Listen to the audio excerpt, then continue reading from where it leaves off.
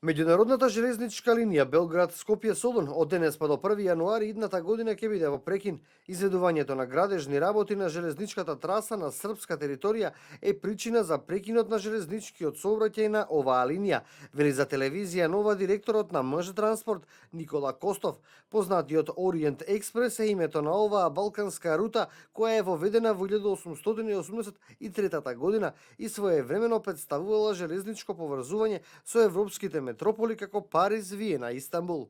Со оглед на тоа дека се прави реконструкција на потегот на железничката линија на потегот од Ниш до Прешево, согласно меѓународните стандарди, објавена објава на мрежа преку сите меѓународни железнички институции дека во затвор или во прекин ќе биде железничката линија на само патничкиот, збориме за патнички железнички сообраќај, до крајот на годината. Со оглед на тоа дека таа реконструкција прават инвеститорите од странство, од Европа со српски железници, се надеваме дека од почетокот на наредната година ќе имаме повторно воспоставување на железничката линија на релација Скопје-Белград. За најавениот штрајк пак на подизведувачите на железничката пруга Битола Кременица, првиот човек на македонски железници вели дека одговорноста треба да се бара во странската фирма која го добила тендерот за изградба на пругата. Таа ги добила парите за проектот и е должна да ги исплати подизведувачите, вели Костов. Инаку подизведувачите се жалат дека немаат земено 8 плати. Од страна на државата, односно од страна на Министерството за транспорт и врски, согласно бидејќи се работи за меѓународен јавен тендер, објавен, го доби странски изведувач, тој странски изведувач има одредени рокови согласно договорот за реконструкција за инфраструктурен дел на потегот од Битола до Лерин, така да тој ги сноси сите овие, да не кажам, негативни последици и материјални, финансиски и економски, ќе ги сноси бидејќи, реков, тоа се работи согласно стандардите, европски стандарди за јавен тендер.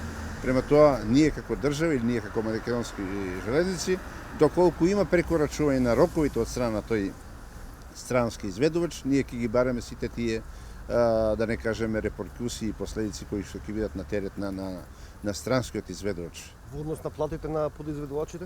Во однос на платите, повторно ќе кажам сега, овој делот на инфраструктурата, значи подизведувачот има договор со инвеститорот, со странскиот инвеститор, значи тие се во обврска, во договорен облигационен однос со странскиот инвеститор и тие имат право да си поднесат своји барања пред инвеститорот кој што ги има заклучени договорите со нашите домашни и странски подизведувачи.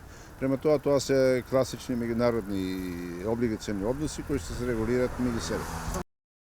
А состојбите во македонска железница беа и повод за нова преписка помеѓу власта и опозицијата. За социјалдемократите прекинот на градежните работи на потекот Битола Кременица е финансиски скандал, каде според нива прашање се повеќе од 1 милион евра пари кои им се должат на подизведувачите. Од власта пак возвратија дека се работи согласно законските рамки и регулативи и дека во владењето на ВМРО ДПМН се направени најголемите инвестиции во железницата со изградба и реконструкции на железнички делници и постојки, како и набавка на товарни и патнички возови.